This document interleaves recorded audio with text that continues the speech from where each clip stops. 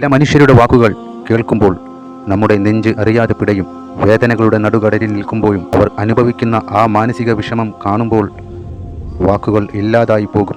Social മീഡിയയിലൂടെ നമ്മളെയെല്ലാം ഒരുപാട് ചിരിപ്പിച്ച രേണു സുധിയുടെ ഏറ്റവും പുതിയ വീഡിയോ കണ്ടവരാരും ഒരിറ്റ് കണ്ണീർ പൊഴിക്കാതെ ഇരുന്നിട്ടുണ്ടാകില്ല. അത്രമേൽ വേദനാജനകമായ ഒരു അവസ്ഥയിലൂടെയാണ് രേണു ഇപ്പോൾ കടന്നു പോകുന്നത്.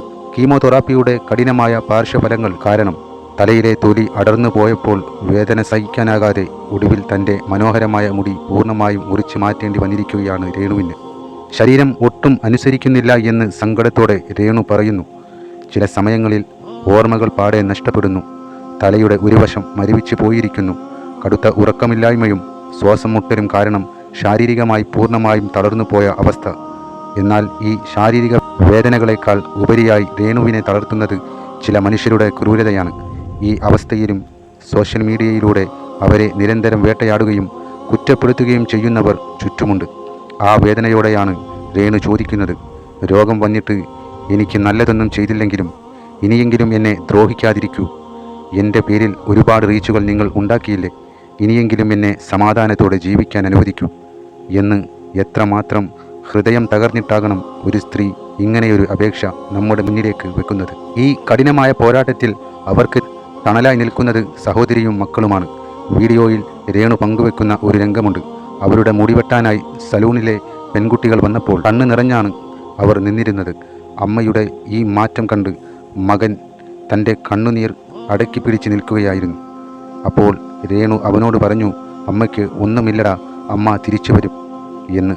പക്ഷേ അമ്മയുടെ പഴയ മുടിയുള്ള ഫോട്ടോ കാണിച്ച് ഈ അമ്മയെ മതി, ആ പഴയ അമ്മയായിട്ട് തിരിച്ചു വന്നാൽ മതി എന്ന് ആ മകൻ പറയുമ്പോൾ കണ്ടു നിൽക്കുന്ന ഏതൊരു അമ്മയുടെയും നെഞ്ചുരുകും. മരണത്തെ തനിക്ക് ഭയമില്ലെന്നും പക്ഷേ താൻ ഇല്ലാതായാൽ മകനും കുടുംബത്തിനും ഉണ്ടാകുന്ന ആ വിഷമം താങ്ങാൻ കഴിയില്ലെന്നുമാണ് രേണു പറയുന്നത്. ഇത്രയൊക്കെ തളർന്നു പോയിട്ടും ഉള്ളിൻ്റെ ഉള്ളിൽ ജീവിതത്തിലേക്ക് തിരിച്ചു വരാൻ ഒരുപാട് ആഗ്രഹിക്കുന്നുണ്ട് രേണു. ഈ രോഗക്കിടക്കയിൽ നിന്നും ദൈവം തന്നെ എഴുന്നേൽപ്പിക്കുകയാണെങ്കിൽ ഒരു സുവിശേഷകയായി ദൈവത്തിൻ്റെ സാക്ഷിയാകാൻ തനിക്ക് ആഗ്രഹമുണ്ടെന്ന് അവർ പറയുന്നു. താൻ ഒരു സ്റ്റേജിൽ നിന്ന് പ്രസംഗിക്കുന്നത് ഇപ്പോഴും കണ്ണടയ്ക്കുമ്പോൾ കാണാമെന്ന് പറയുമ്പോൾ ആ കണ്ണുകളിൽ ജീവിക്കുവാനുള്ള അടങ്ങാത്ത പ്രത്യാശയുണ്ട്.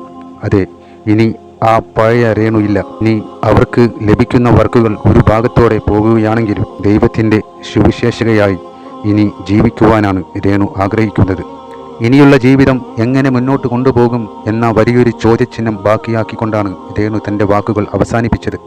ആ വാക്കുകൾ നമ്മളിൽ ഉണ്ടാക്കുന്ന വേദന ചെറുതല്ല.